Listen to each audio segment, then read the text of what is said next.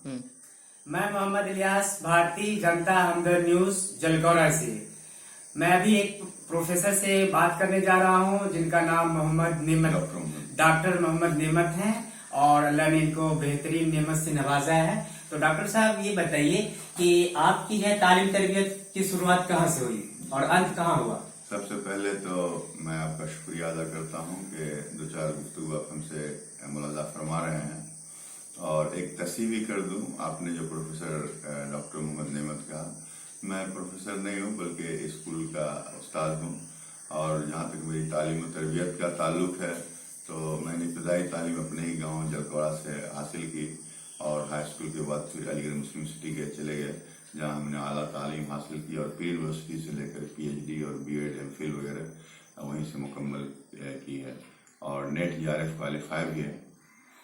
तो अफसोस की बात है कि आप इतने क्वालिफाई हैं और एजुकेटेड हैं, काबिल हैं, फिर सरकार आपको कॉलेज यूनिवर्सिटी में नहीं डालकर स्कूल में क्यों डाल दिए?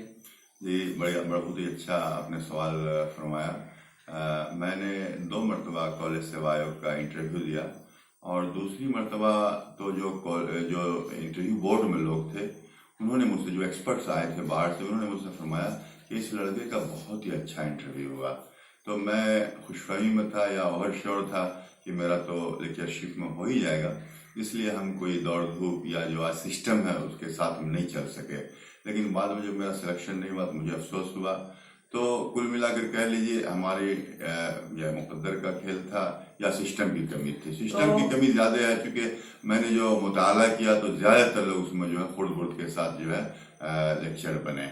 तो डॉक्टर साहब ये बताइए कि इस मुल्क की ये बदनसीबी है कि जो काबिल, ईमानदार और जो है लायक आदमी है उसको लोग, सरकार जो है केंद्र सरकार, राज्य सरकार नहीं लेती है और बल्कि चौपलिस आदमी को, और जिसका पैरवी है नेता का या जिसके पास पैसा है, वो पैसे के बल पर उसके पास डिग्री भी आ जाती है और नौकरी भी मिल जाती है, चाहे वो जो डिपार्टमेंट हो। और यही वजह है कि सारे डिपार्टमेंट की जो है लचर व्यवस्था चल रहा है, चाहे वो एजुकेशन हो, हेल्थ हो या सुरक्षा हो, है ना, या न्यायालय हो। तो ये कब ये खत्म होगा, आपकी क्या राय है? जी, आपने जो फरमाया कि जो हमारा सिस्टम है, चाहे वो राज्य सरकार या केंद्र सरकार, मरकजी हुकूमत हो, रियासती हुकूमत, खराबियां तो है, इसमें कोई दो राय नहीं है। और बहुत से लोग चापलूसी के जरिया या पैसे के जरिया उस मुकाम तक पहुंच जाते जिसके वो अहल नहीं थे। तो मेरे साथ में कुछ इस तरह की बात थी और ये सिस्टम खत्म हो सकती है अगर हमारे जो हुकूमत ईमानदार हो जाए। जी, अगर हुकूमत और जनता भी जो है हुकूमती सतह पर अगर लोग साफ गोई से, शफाफियत से अगर काम ले तो इसका असर जो है अवाम में भी पहुंचेगा। अवाम भी तो कुछ भी तो चाहिए कि सरकार को जो ईमानदार बनाए और खुद ईमानदार बने। पहले तो अवाम को ईमानदार बनना हो, फिर सरकार ईमानदार बने। नहीं, वो दोनों तरफ के बराबर, दोनों के जिम्मेदारी है कि हुकूमत को भी ईमानदार होना चाहिए और अवाम को भी ईमानदार होना चाहिए। अवाम को भी हुकूमत के प्रति मुतल्लिक वफादार होना चाहिए और हुकूमत को भी अवाम के मुतल्लिक जवाबदेह होना चाहिए। तो फिर आपकी जो है, जब आप वहाँ से क्वालिफाई हो गए, है ना, अलीगढ़ मुस्लिम यूनिवर्सिटी से, उसके बाद आप गाँव आए तो आपकी शादी भी हुई होगी? जी। किस साल आपकी शादी हुई? मेरी शादी 91 में यही बेगूसराय जिला में शादी हुई और मैं यहीं आकर फिर B.Ed के ग्राउंड पर हमने जॉब स्कूल की अख्तियार की और हुनोद भी स्कूल के हम मोहल्ले में लिखने पढ़ने का भी काम करते हैं। बहुत सारे मज़ामीन हमारे मैगजीन में भी, मोतबर मैगजीन में शाये हुए और अब भी लिखने पढ़ने का काम जारी है सारी। अच्छा, तो कोई किताब आपका शाया हुआ? नहीं, किताब तो किताबी शिकल तो नहीं है, बट मज़ामीन बहुत सारे आए हैं। और जब मैं अलीगढ़ मुस्लिम यूनिवर्सिटी का तालिब इल्म था तो वहाँ head of the department professor Atiq Ahmed Siddiqui साहब थे। उन्होंने एक किताब मुरतब की थी, इशारिया तनकीद, जिसमें हमारा ताउन ज़्यादा था और उन्होंने किताब में जिक्र भी किया है कि नेमत साहब जो रिसर्च स्कॉलर हैं उनके ताउन से ये किताब जो मंजर आम। तो डॉक्टर साहब आप किस चीज़ से PhD की है? मैंने उर्दू सब्जेक्ट में रविश सिद्दीकी पर हमने काम किया, जो उत्तर प्रदेश के मशहूर और मारूफ शायर थे और मेरठ के रहने वाले थे। तो उनकी हयात और ज़िंदगी पर, हयात और शायरी पर मैंने PhD की, और MPhil का मेरा मौजू था माहनामा आजकल के तौज़ीह शायरी। और हुकूमत हिंद की तरफ से क्योंकि मुझे GRF मिल रहा था, SRF मिल रहा था, इसीलिए PhD वर्क में मुझे अगर हॉस्टल से बाहर कहीं किसी नामी गिरामी हस्ती से इंटरव्यू वगैरह करना हो अपने मवाद से मुतल्लिक, अपनी PhD से मुतल्लिक, तो मुझे कोई दिक्कत पेश नहीं आई। बट मैं जब यहाँ बिहार आया, और ख़ास तौर पर मैं अपने शोबे में जहाँ मैं पोस्टिंग हूँ, यहाँ पर जब मैंने ज्वाइन किया था, एक साहब ने कहा था कि नौकरी तो बहुत ही अच्छी है, टीचर की नौकरी सम्मानीय है, इज्जत वाला है, लेकिन इसका ऑफिस बहुत गंदा है।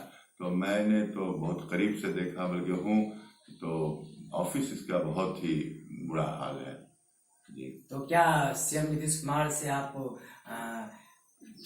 कहेंगे कि जो है जो सिस्टम है या जो भी सिस्टम में लोग हैं, नीतीश कुमार जी तो मेरे ख्याल में अच्छे और लायक मुख्यमंत्री है, इसमें कोई दो राय नहीं है। बहुत ही अच्छे बिहार के अच्छे रूह रवा हैं।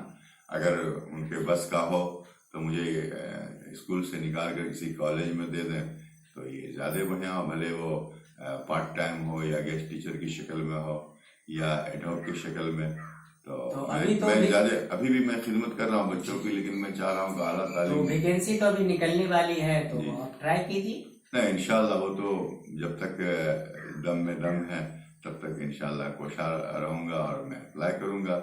और मेरी जब स्कूल की नौकरी मुकम्मल हो जाएगी तो गेस्ट टीचर के शक्ल में बहुत सारे कॉलेज यूनिवर्सिटी में स्टाफ को रखते हैं, तो मैं वहाँ भी आंख में मारूंगा और कोशिश करूँगा कि उस जगह पर पहुँच जाऊँ। तो आपके कितने बच्चे हैं और वो क्या कर रहे हैं? हमारे कुल 3 बच्चे हैं, एक बड़ा लड़का है और उसके बाद कंटिन्यू 2 लड़की है। लड़का जो है अल्हम्दुलिल्लाह BDS फर्स्ट क्लास 98% से विनोबा यूनिवर्सिटी से BDS किया है, और उसकी इंटर्नशिप भी कंप्लीट हो गई, बल्कि पटना में किसी प्रोफेसर के साथ वो प्रैक्टिस भी कर रहा। और उसके बाद वो उसकी ख्वाहिश है कि मैं अपने गाँव ही में जो प्रैक्टिस करूँ थोड़ा, और वो कुछ ट्रेनिंग करना चाहता है BDS के लाइन से, और वो बाहर जाकर। लोग क्या कर रही है? और 2 बच्ची लगातार है, एक फर्स्ट क्लास ग्रेजुएशन करके और अभी आगे कंपटीशन की तैयारी कर रही है, और दूसरी बच्ची BEd कर रही है, BEd फाइनल ईयर में है। चलिए, तो आपकी अहलिया भी पढ़ी लिखी होगी? जी, मेरी अहलिया भी पढ़ी लिखी है और माशाल्लाह पूरे घर को वही संभालती है, बल्कि हम घर पर जो कोचिंग चलाते हैं तो ज्यादातर उन्हीं का रोल रहता है। आपकी ख्वाहिश क्या है, आखिरी ख्वाहिश क्या है जिंदगी में, आप क्या करना चाहते हैं? आखिरी ख्वाहिश पढ़ लिख के लोग तो चले जाते हैं, विदेश चले जाते हैं, अमेरिका चले जाते हैं, जापान जर्मनी चले जाते हैं, या शहर पकड़ लेते हैं, और आप गांव आकर पकड़ लिए, ऐसा क्यों? ईमानदार जी, असल में होता क्या है कि मैंने देखा कि जो गांव के लोग बाहर जाते हैं तो वो बाहर के हो जाते हैं, और क्या है कि जो कुछ उनकी आमदनी होती है वो बाहर ही में खर्च करते हैं। इसलिए बाहर का स्टेट, जो हमारे बिहार से बाहर का स्टेट है, पंजाब है, दिल्ली है, वो रिच होता जा रहा है, अमीर होता जा रहा है। हमारा बिहार इसलिए गरीब होता जा रहा है कि हम बिहार में आकर के काफी लोग बिहार से चले जाते हैं, और वो अगर वो बिहार में रह करके जो कुछ अपना वो जी, तो वो अगर अपने वो रियासत में लगाए तो मेरे ख्याल में रियासत ज्यादा आगे बढ़ेगा। तो प्रोफेसर साहब का ये मानना है कि बिहार के जितने भी स्कॉलर हैं, जितने भी जो है ऑफिसर हैं, जितने भी काबिल लोग हैं, वो जहाँ भी हैं वो रिटायरमेंट के बाद जो है अपने गांव आ जाए और गांव में रहें, और या पढ़ लिख के काबिल होकर जो है कहीं भी जॉब करे, लेकिन गांव से जुड़े रहे और गांव का भी डेवलपमेंट करे। गांव बिहार का बहुत आज भी डेवलपमेंट इसका नहीं हुआ है, और पूरे बिहार का ही डेवलपमेंट नहीं हुआ है जो होना चाहिए। लेकिन अभी जो है CM नीतीश कुमार जो है डेवलपमेंट कर रहे हैं और किए हैं, और आइंदा भी आगे करते रहेंगे, सिर्फ केंद्र सरकार इसको थोड़ा सा हेल्प करे।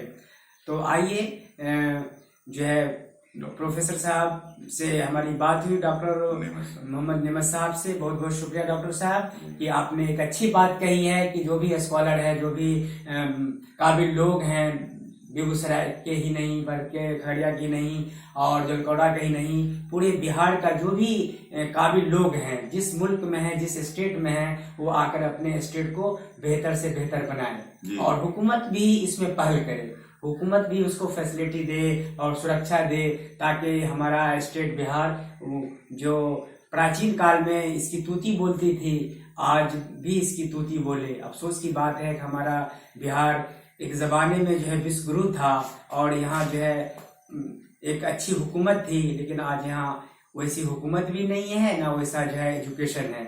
उस प्राचीन काल को दोबारा जिंदा करने के लिए बिहार के लोगों को कोशिश करनी चाहिए, हुकूमत को भी कोशिश करनी चाहिए। क्या प्रोफेसर साहब आप जी जी बताएं? बिल्कुल सही आपने फरमाया कि हम सब मिल करके, जो खासतौर पर पढ़े लिखे तबका है, जो इंटेलेक्चुअल है, जो बुद्धिजीवी है, जो अहले इल्म हजरात है, वो मिल बैठ करके अगर यहाँ पर काम करेंगे, कोई नई चीज़ देंगे आने वाले युवाओं के लिए, पीढ़ी के लिए, नौजवानों के लिए, तो हमारा यानी कहते हैं ना कि हम चल पड़े थे जाने की मंजिल तन्हाई, मगर हम चल पड़े थे जाने की मंजिल तन्हाई, मगर लोग आते गए और कारवां बनता गया।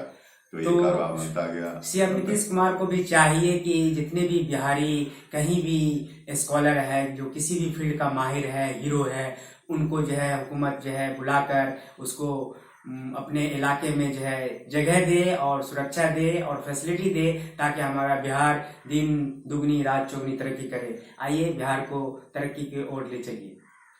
बहुत बहुत शुक्रिया, बहुत बहुत आपका भी शुक्रिया।